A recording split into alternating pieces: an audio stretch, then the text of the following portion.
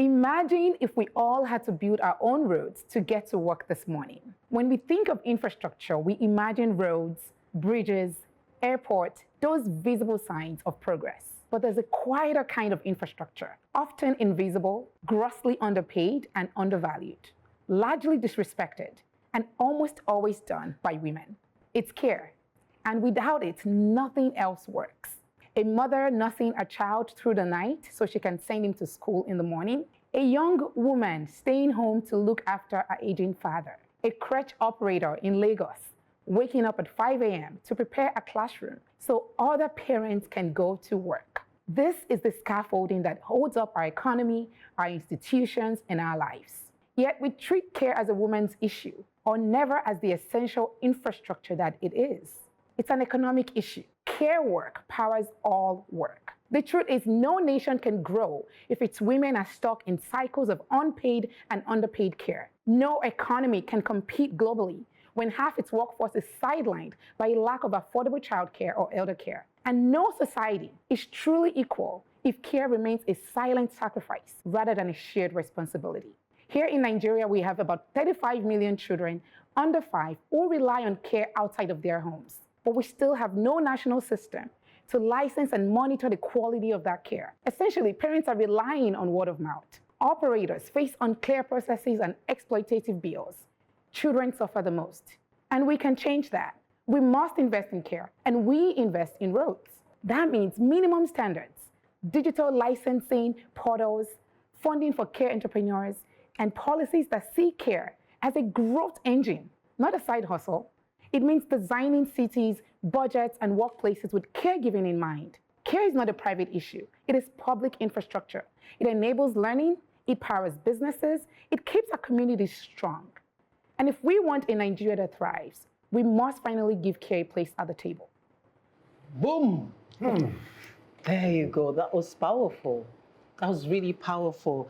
That's all I'm going to say for now. Digest everything. Let me let it sink in. So I believe in Africa in general, not just Nigeria, we have this family structure, societal, we're very communistic, societal social nets and safety nets where the government has failed to provide the necessary infrastructure. And okay, this uncle will take care of this kid, or will just, and that's why I think it's very wrong for children to start school. I mean, you see 2-year-olds going to school. What are they going to learn at a very early age? And they're taking them to school not because they want them to learn. It's just, oh, the parents have to go to work, and you just dump them there.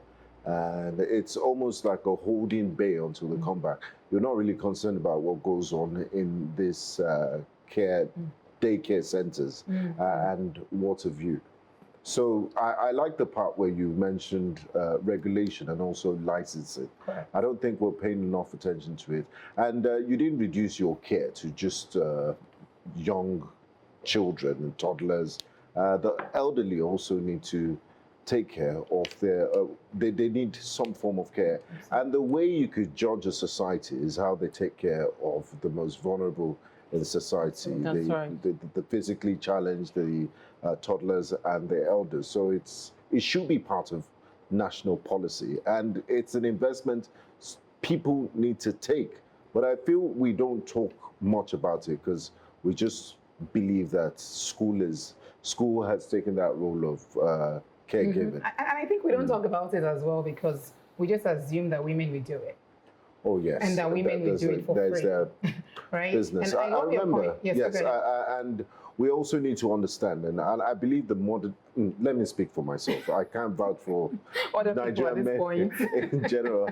I remember I always make it a point of duty to take my wife for antenatal to the hospital. And the nurses are always surprised that this man is here, that it's almost like a rare occurrence. You don't expect a man that it was a joint move to impregnate. I mean, it takes two people to have a baby.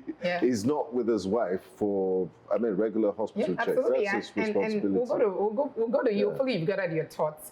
But I agree with you. Our society doesn't believe that men are capable of care. And that is why the minute something happens, have you called your sister? Because we always just push the women forward. And before I come to you, it's also important for us to note on this table that Nigeria is on track to be the third most populous country by 2040. And half of that population is going to be under 15. Wow. And so what does that mean if we don't solve for care? If we don't even have a national care policy? What is going to happen to those children and our elderly ones? Actually, that number jumped at me. I mean, I had to write it down. 35 million children under 5 years who rely on caregiving outside their homes. That is a lot. Huge number. It's a huge amount. That's a country. You know, Mart, exactly.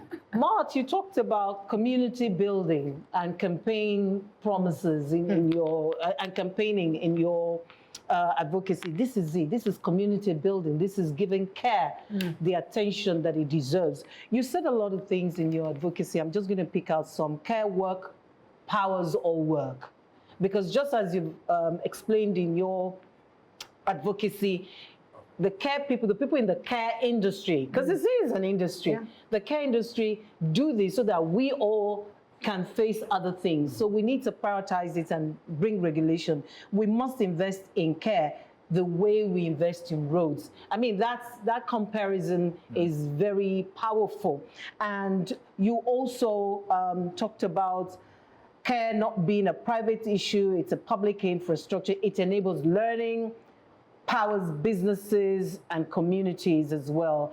And finally, you said if we want a Nigeria that thrives, we must finally give care a place at the table. And it's because we're always thinking care is about human resources in the workplace. So anything about human resources, we just ship it out to the human resource people and the women. What I want to say as I close is that if we want to say the human resources of this nation, seriously, and we want to prioritize it, we must look into the care industry and look at how care entrepreneurs are surviving, what they need to make it easy for them. One of the things that drive the UK economy is care work through NHS. Yeah. And we see how many Nigerians and Africans flock into UK to be able to get, and some of the things they are paid, the monies they are paid, like a lot of Nigerians, whether banking, Nigerian lawyers and professionals, can't even match up to that level of salary or remuneration. So at the end of the day, I think this advocacy is very important because it's an eye-opener. It is. And I'll say this because when I was schooling in the UK, a friend of mine had a child. And so, like you rightly said, it's culture and tradition makes it look like care is supposed to be for certain people, and it's expected that you should have one poor cousin or underprivileged privileged person or somebody who comes to your house and stays, and then maybe you pay their fees and that's it, they take care of, they provide care, essentially. But what happened was that my friend's mom told them, they are both English, said, "You're paying me per hour. Each time you bring your daughter to my house." For her own granddaughter. Exactly. Well, care is not free. Now, so because she also has her own job. So if you think that you're providing care for your child, then subsidize mine and then I can take care of that. In African culture and context, it doesn't sound right. It's taken for granted. It is taken for granted that you must do a mugo for your child or something like that. But in a productive economy, which you rightly said, everybody is producing. If you know that my time is valuable. If you know that giving birth is going to take away from your power, your earning power, then prioritize and decide what you want to do. You don't have to give birth if you must work, so that you don't put your burden on someone else. Family planning too. That's exactly what I'm saying. So so that you don't put your burden on someone else's productive capacity and capabilities. Hey, because I mean, that's what we're saying. People that have 8 children and don't have plans to, they're burdened on others. You then burden other people and impoverish them by not being able to work, produce and fend for themselves. So it's a full value chain, addressing the care issue. And a lot of those people we exploit are women, the care workforce, predominantly women. So it's like our society is basically running on the backs of women, many of them low-income women. Being the kind of society that we are in as Africans, we have our own uniqueness when it comes to care. And I'm also trying not to, make us to just just throw away the baby with the bathwater itself. That our ability to provide home care, either from Omugo or grandma, grandpa, and all that, also has its own value.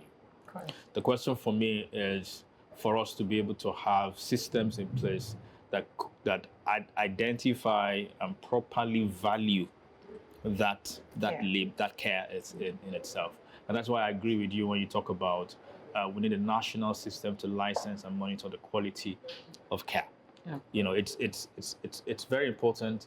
I mean, China is who China is today because companies in Europe or the US can open factories in China and it will cost them less.